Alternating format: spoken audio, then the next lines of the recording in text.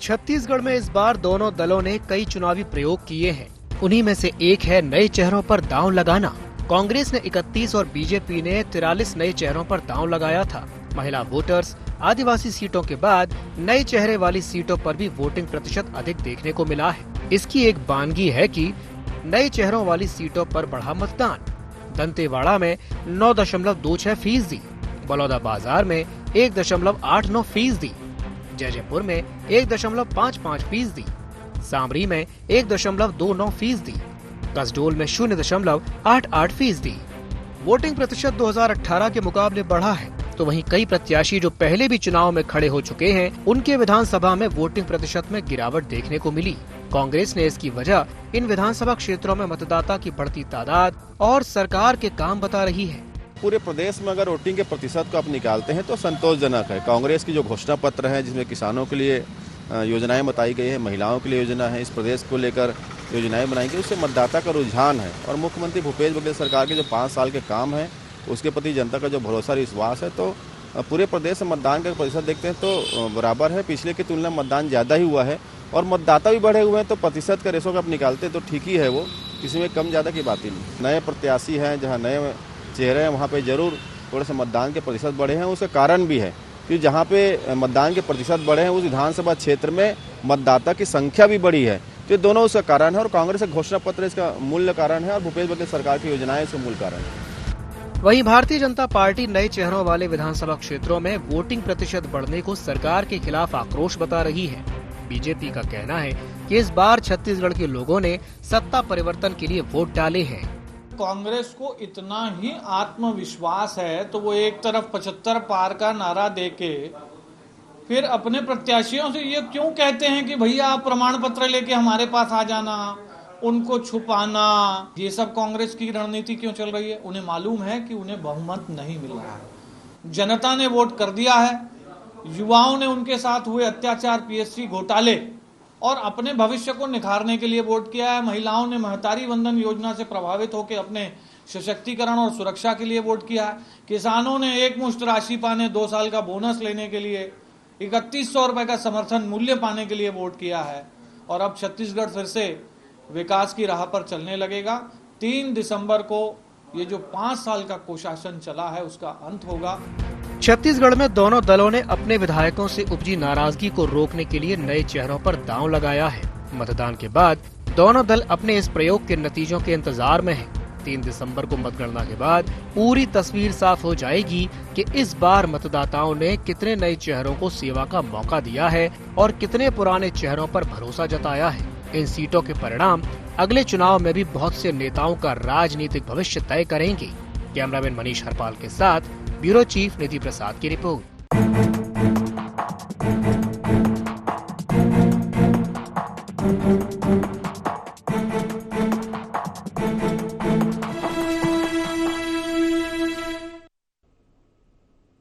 नमस्कार, जय जोहार, गुहार। छत्तीसगढ़ में आप सभी का स्वागत है। मैं हूं आपके साथ दिव्यांश जोशी। चर्चा को विस्तार देंगे, लेकिन उससे पहले जान लेते हैं क्या है आज के गुहार पॉइंट्स। कितना सफल होगा नए चेहरों पर दांव? नए चेहरे वाली सीटों पर बढ़े मतदान के क्या हैं मायने? मतदाताओं ने भूपेश पर जताया भरोसा या परिवर्तन के लिए डाले वोट? नए चेहरों पर दांव सफल हुआ तो क्या आगे बदलेगी सियासत? तो छत्तीसगढ़ विधानसभा चुनाव 2023 में भारतीय जनता पार्टी और कांग्रेस ने नए चेहरों पर भरोसा जताते हुए चुनावी रणभूमि में उतार दिया है। तो वहीं आम जनता ने भी इस बार नए चेहरों पर भरोसा जताया है, जिससे उन विधानसभा क्षेत्रों में वोटिंग प्रतिशत में भी फर्क देखने को मिला है, जहां नए चेहरे चुनावी मैदान में नजर आए हैं। तो इसी विषय पर आज हम चर्चा करेंगे और चर्चा करने के लिए हमारे साथ 3 खास मेहमान जुड़ रहे हैं। हमारे साथ चर्चा में जुड़ रहे हैं रविंद्र सिंह, जो कि बीजेपी प्रवक्ता है। रविंद्र जी, बहुत बहुत स्वागत है आपका ID24 में। साथ ही साथ हमारे साथ जुड़ रहे हैं सुरेंद्र वर्मा जी, जो कि कांग्रेस प्रवक्ता है। सुरेंद्र जी, आपका भी बहुत बहुत स्वागत है। और हमारे साथ जुड़ रहे हैं मधुकर त्रिवेदी जी, जो कि वरिष्ठ पत्रकार हैं। मधुकर जी, आपका भी बहुत बहुत स्वागत है। सबसे पहले मैं शुरुआत करना चाहूंगा मधुकर त्रिवेदी जी से ही। मधुकर जी, इस बार युवाओं पर काफी भरोसा जताया है दोनों ही पार्टियों ने। चलिए, मधुकर जी के पास मैं बाद में जाऊंगा, पहले मैं रविंद्र जी के पास जाना चाहूंगा। रविंद्र जी, मैं आपसे जानना चाहूंगा कि युवाओं पर दोनों ही पार्टियों ने भरोसा जताया। अगर बीजेपी की बात करें तो 43 नए चेहरों पर आपने दांव लगाया है। इस बार वोटिंग भी जम करके हुई है, तो आपको क्या लगता है, क्या नए चेहरों पर जनता भरोसा करेगी? नाम ठीक करवा दो। हाँ ठीक है, उसमें ठीक। रविंद्र जी, क्या आप मेरी आवाज सुन पा रहे हैं?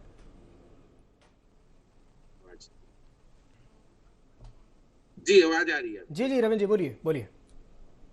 एक बार प्लीज प्रश्न मैं उसमें नहीं सुन पाया था। जी, मेरा सवाल आपसे यही है कि इस बार आपने 43 नए चेहरों पर दांव लगाया है, 43 नए कैंडिडेट्स इस बार चुनाव मैदान में उतारे थे, तो आपको क्या लगता है कि जनता युवा चेहरों पर, एकदम फ्रेश चेहरों पर भरोसा करेगी? बिल्कुल करेगी। जनता फ्रेश चेहरों पर भी भरोसा करेगी और हमारे अनुभवी जो प्रत्याशी हैं उन पर भी भरोसा करेगी। एक बात होता है, जो नए चेहरे होते हैं चाहे किसी भी राजनीतिक दल के, उनके प्रति एंटी इनकम्बेंसी नहीं होती, अपेक्षाकृत। हो सकता है उनसे अपेक्षाएं, पुराने जो प्रत्याशी होते हैं उनसे जो अपेक्षाएं हैं उनकी पूरी नहीं हो, तो इसलिए भी वो थोड़े नाराज हो सकते हैं और नए के प्रति उत्साहित होकर भी जाते हैं। ये सभी उसमें रहता है। लेकिन भारतीय जनता पार्टी ने जितने भी नए जो अभ्यर्थी दिए हैं 90, सबके सब जिताऊ कैंडिडेट थे। तो हम ये कह रहे हैं कि हमने जो 43 दिया है, परिवर्तन किया है, और निश्चित रूप से भारतीय जनता पार्टी के पक्ष में जाएगी और उनके प्रति मतदाता भी निश्चित रूप से अपना क्या कहते हैं विजयी आशीर्वाद प्रदान करेंगे, क्योंकि कांग्रेस पूरी तरह असफल सरकार थी, पूरी तरह भ्रष्ट सरकार थी। इस सरकार की भ्रष्टाचारी के पोल को हमारे नए चेहरों ने और पुराने चेहरों ने प्रमुखता से प्रस्तुत किया। जनता समझ गई थी और कांग्रेस ने जिस तरह से प्रलोभन देने का प्रयास किया कि हम जब 1000 रुपया महिलाओं को दिए तो प्रलोभन के रूप में 1200 देना प्रारंभ कर दिए थे, बोली लगाने जैसे महिलाओं के मान सम्मान के साथ, तो जनता ने देखा है। और जब सरगुजा बैंक की जमीन की शक्ति नजर आई तो वहां जाकर नया फंडा दे दिया, कोरिया को और रायगढ़ को नया संभाग बनाएंगे, तो जनता इनसे बुरी तरह नाराज है। नए चेहरे के प्रति भी भारतीय जनता पार्टी के प्रति पूरी राज्य की जनता मतदाता एकदम आशीर्वाद देगी। साथ ही साथ कांग्रेस को इसके जो दुष्कृत्य थे, इनके जो कार्य थे, उनके बाहर निश्चित रूप से करेगी। चलिए ठीक है, सुरेंद्र जी के पास जाना चाहूंगा। सुरेंद्र जी, आपने रविंद्र जी की बात सुनी, क्या कहेंगे इस पर? दिव्यांशु जी, भारतीय जनता पार्टी का दावा पूरी तरह से फर्जी है और विनम्र निवेदन है दिव्यांशु जी, आंकड़े सुधार लिए जाएं। कांग्रेस ने 22 विधायकों की, वर्तमान 22 विधायकों की टिकट काटी है और 2018 के चुनाव में 68 सीटें हमने जीती थी। जिन 18 सीटों पर 2018 में हार मिली थी, वहां भी नए प्रत्याशी उतारे गए हैं, तो कुल इनकी संख्या होती है 40 जी। उपचुनाव के बाद में हमारे विधायकों की संख्या 71 हो गई थी और ये 40 सीटों पर नए प्रत्याशी हैं। और जो भाजपा का दावा है 43 नए प्रत्याशी, उसमें से 1.5 दर्जन से ज्यादा ऐसे हैं दिव्यांशु जी जो 2018 के चुनाव में, मैं पिछली बात नहीं कर रहा हूं जी जी, इसके पहले के विधानसभा चुनाव में भाजपा के खिलाफ ही चुनाव लड़े थे। देवलाल ठाकुर जी कांग्रेस से गए थे। राजिम में जो प्रत्याशी है वो जेसीसीजे से गए। कितने दिन हुए हैं भाजपा के प्रवक्ता बताए। संपत अग्रवाल जो सरायपाली से उतारे गए वो निर्दलीय लड़े थे। और जिस तरह से भारतीय जनता पार्टी में प्रत्याशियों का संकट था, तो ऐसे नाम जो है वो 1.5 से 2 दर्जन हैं।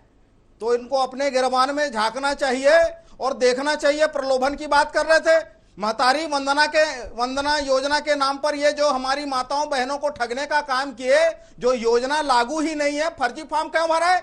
कब माफी मांगेंगे? माता बहनों का मोबाइल नंबर लेके कूड़े में फेंकने वाले भाजपाई, इनको पहले चरण में याद नहीं आया और चुनाव के बाद जो बच गए उनके लिए फॉर्म भरवाने के याद नहीं आया। तो ये फर्जीवाड़े की हकीकत जो है कलई खुल चुकी है।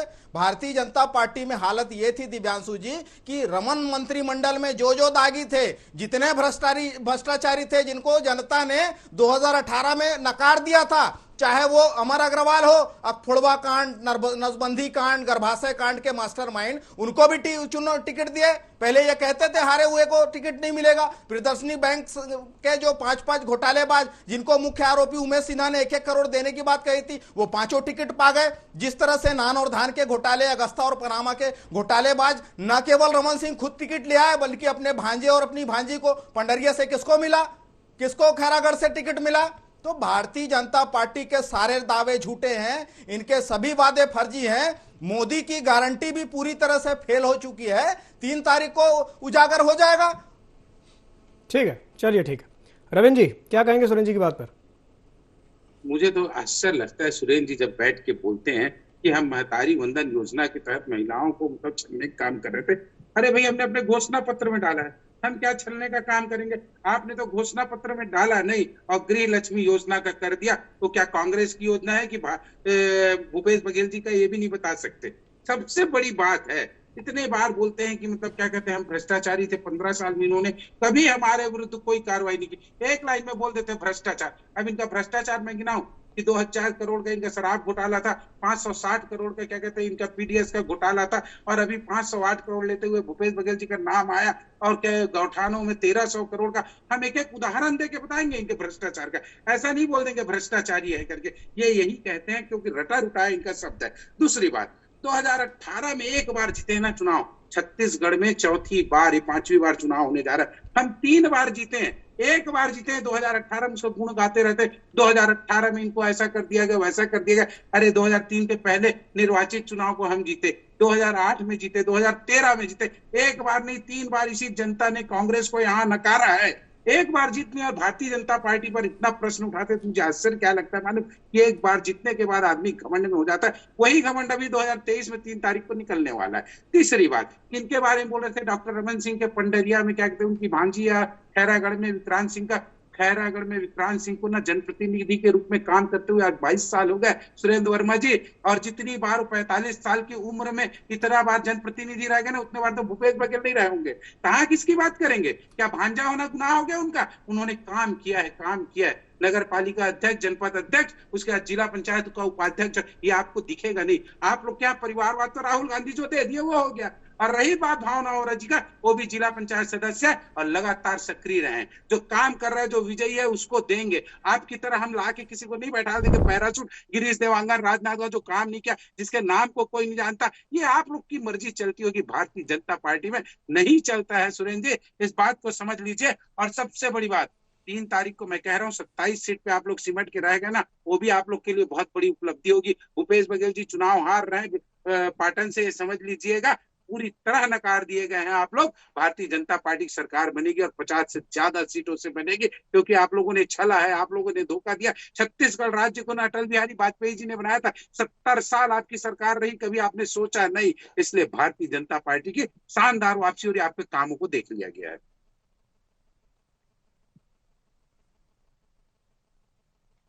चेहरों पर दांव खेला गया है, कितना सफल रहेगा दोनों ही पार्टियों के लिए? मधुकर जी। देखिए दिव्यांशु जी, परिस्थितियों पर ये सब बातें निर्भर होती हैं। कई बार नए चेहरे कामयाब भी हो जाते हैं और कई बार नाकामयाब रहते हैं जी। क्षेत्र की क्या परिस्थितियां होती हैं, क्या समस्याएं होती हैं, पार्टी का कितना जनाधार है, किस पार्टी के लोग किस तरह का कोऑपरेशन करते हैं चुनाव के दौरान, ये बहुत सारे मुद्दे आते हैं। सिर्फ नया प्रत्याशी बना देना और ये मान लेना कि ये जीत ही जाएगा, मुझे लगता है कि जीत के जो पैमाने हैं उसमें ये एक पैमाना तो हो सकता है, लेकिन यही पैमाना है। और इसी पैमाने को आधार बना करके कोई राजनीतिक पार्टी ये कहे कि हम बहुमत हासिल कर लेंगे, मुझे लगता है ये संभव नहीं है। कई बार जातीय समीकरण भी होते हैं।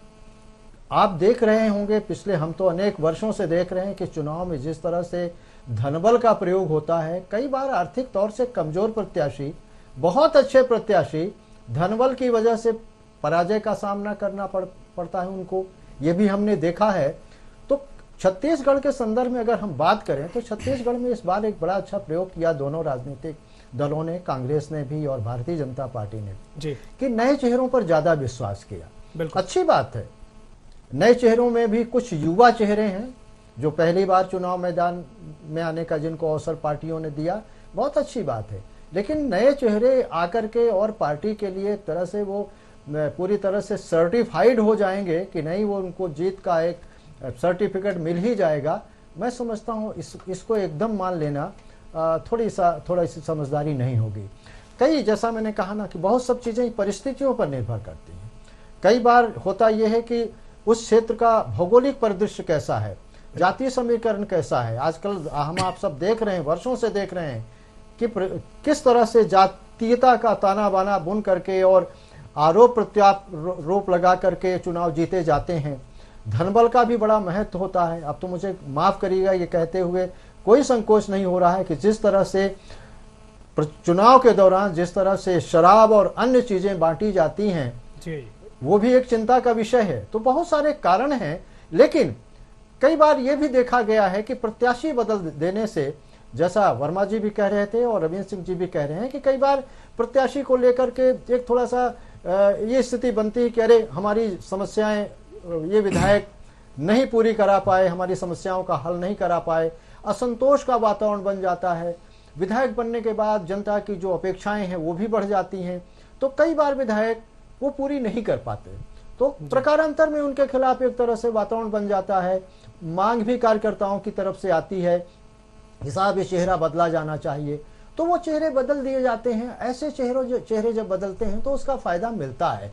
लेकिन आपने भी देखा होगा कि सिर्फ चेहरे बदल देने से जीत कुछ सुनिश्चित हो जाती हो, मैं ऐसा नहीं मानता हूं, लेकिन थोड़ा बहुत असर पड़ता है। और छत्तीसगढ़ में जो दोनों राजनीतिक दलों ने एक प्रयोग अच्छा किया है, नए चेहरों को उतारा है मैदान में, और मुझे लगता है नए चेहरे कुछ कामयाब भी होंगे।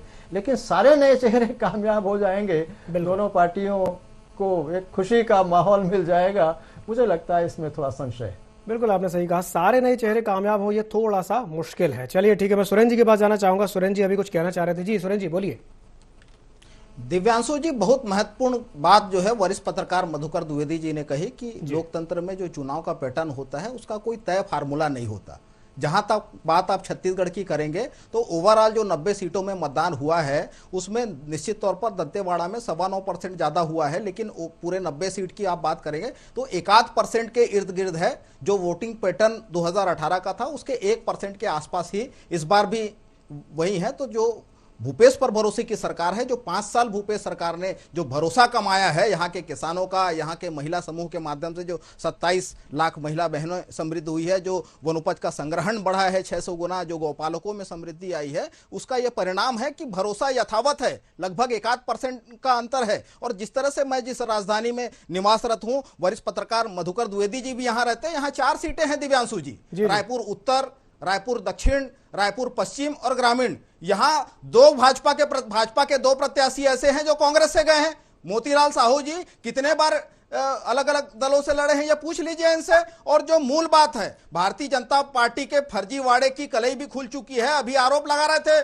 जिस तरीके से इनका चरित्र रहा है रविंद्र सिंह जी, ये गोठान घोटाला 1300 करोड़ का कहते हैं, हर 15 दिन में भुगतान होता है हितग्राहियों के खाते में। कुल 285 करोड़ का भुगतान बैंक खातों में सीधे तौर पर हितग्राही को हुआ, इसमें 1300 करोड़ का आरोप लगाते हैं। 4400 करोड़ का आबकारी घोटाला रमन सिंह करे और फर्जी आरोप 2200 करोड़ का ये हमारी सरकार पर लगाते हैं। और जिस तरह से पूरे चुनाव अभियान में अमित दास की एंट्री होती, जो भाजपा कार्यकर्ता होते हैं, जो ईडी ने जिस गाड़ी का जिक्र किया काले कलर की इनोवा का, वो भाजपा नेता ब्रिजमोहन अग्रवाल की निकली। और जिस तरह से चंद्राकर को पहले प्रमोटर बताएगा महादेव का, उसके बाद में जो सोनिया है, ये भाजपा का षड्यंत्र जो है, इनके नेता पटकथा लिखते गए और ईडी उसको प्रेस रिलीज के रूप में जारी करती गई। तो भारतीय जनता पार्टी के षड्यंत्र भी उजागर हो चुके हैं, इनके फर्जी वाड़े की कलई खुल गई है। 15 साल केवल और केवल ये वादा खिलाफी करते रहे, ये मेरा आरोप नहीं है। इनके जो नेता थे शिव प्रकाश, रायपुर की सभा में इन भाजपाइयों को कहा 15 साल अपने पुरुषार्थ पर सरकार नहीं बनाए। जो अंतागढ़ के षड्यंत्रकारी थे, जो बी टीम के साथ मिलकर ये षड्यंत्र रचते रहे, बांटने और काटने का कुत्सित प्रयास करते रहे, उसको आईना दिखाने का काम इनके प्रभारी शिव प्रकाश ने कहा। चलिए ठीक है, प्रतिक्रिया ले लेते हैं। ठीक है, रिएक्शन ले लेते हैं। जी रविंद्र जी। मैं कहा ना कि कांग्रेस के प्रवक्ता बैठते तो झूठ के अलावा दूसरा नहीं बोलते, तो मैं इन्हीं के जो जवाब दिए उन्हीं का जवाब देता हूँ। किसानों का इन्होंने कहा कि हमने बहुत कुछ ही किया। क्या आपने 2 बार के साल का बोनस फॉर्म नहीं भरवाया, सीधे कर्ज माफी की? सुन लीजिए क्या बोल रहे हैं, सुन लीजिए। भाजपा का काम है बीच में टोकने की। ठीक है, नहीं आप बोलिए। दूसरा, इन्होंने कहा महिला स्व सहायता समूह के लिए काम किया, इनका रेडी टू ईट था। 12 करोड़ से 70 लाख लिख लीजिए, हर डिबेट में झूठ बोलते हैं। एक मिनट उनकी बात तो पूरी हो जाने दीजिए। 12 करोड़ से 70 लाख रुपए का रोड माफ किया, इस बार भी करेंगे, हमने किया है। ठीक है, अच्छी बात है, किया है, बहुत अच्छी बात है, करेंगे और अच्छी बात है। जी ठीक है, जी अब दूसरी बात का जवाब देता हूं मैं। जी बोलिए। बोले क्या कहते हैं, रमन सिंह ने आबकारी घोटाला किया। अरे 5 साल तो आपकी सरकार थी,